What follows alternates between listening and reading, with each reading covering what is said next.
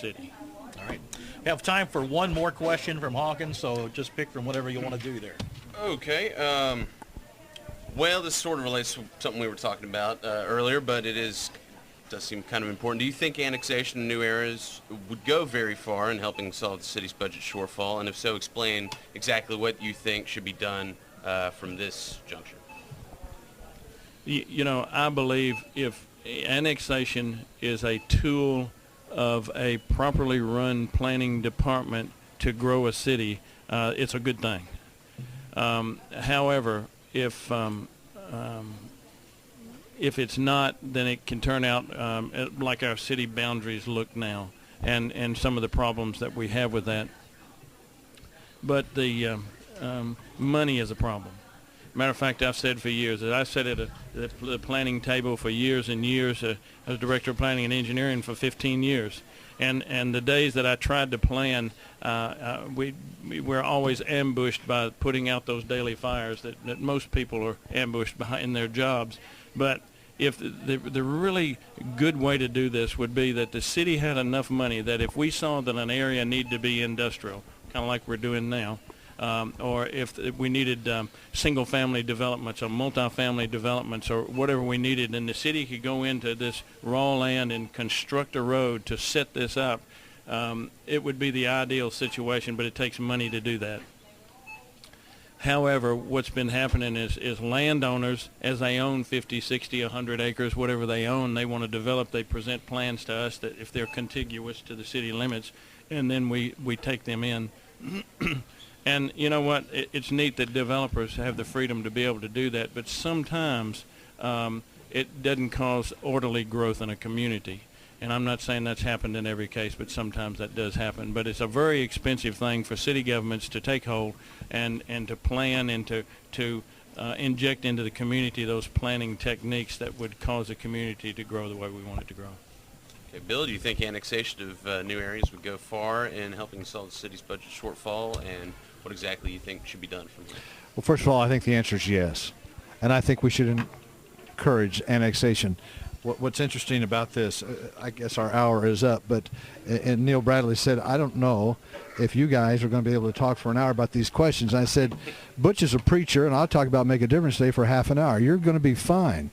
I will say this, thank you for the opportunity to do this.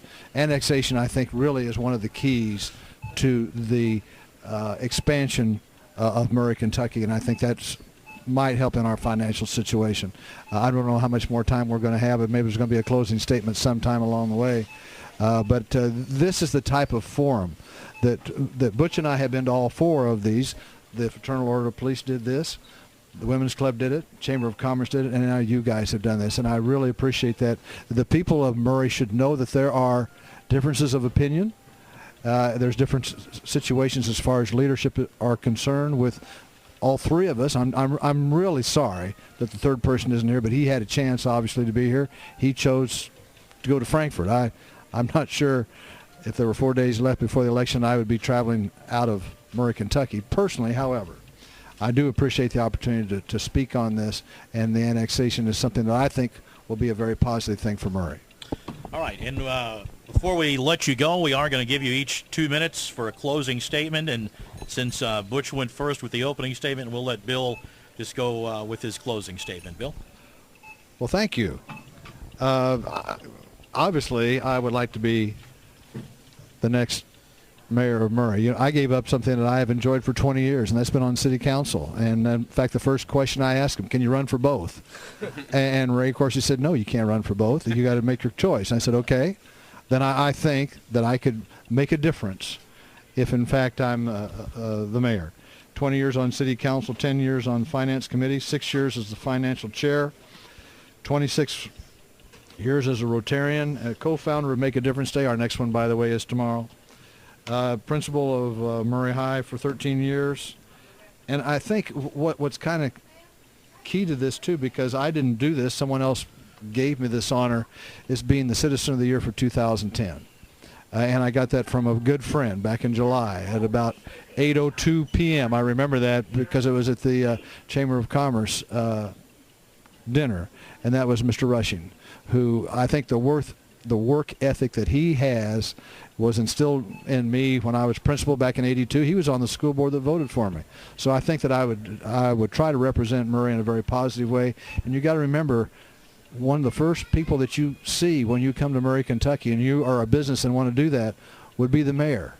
And I think that's really a very key point. So on Tuesday, I hope that you will come out, citizens of Murray, and vote for a mayor that you would have confidence in for the next 4 years. I think I can make a difference, a very positive difference. All right. Butch, your final statement?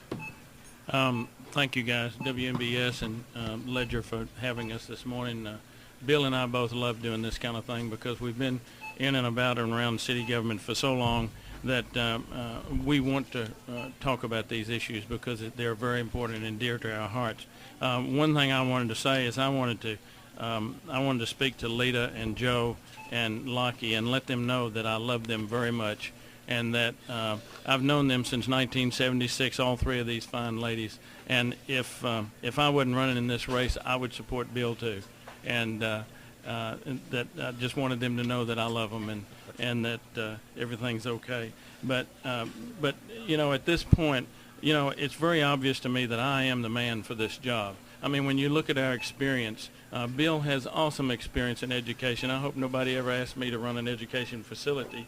But when it comes to city government, my qualifications and my expertise is so far beyond either Bill or our other candidate that I just hope that people can see that. And I am the man for the job, and I just believe that as I work towards this, that people will be able to see that, and I know that I can take this city to the next level.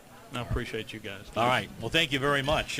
Hawkins, it's been very enjoyable. It thank you, Neil. went by pretty quickly, didn't it? Yep, sure did. Did a great job. And tell you what, we're going to thank Bill, thank Butch, also thank Greg for getting us a statement as well, that we could give him a representation as well on this debate. We will take a break, and then we will be back.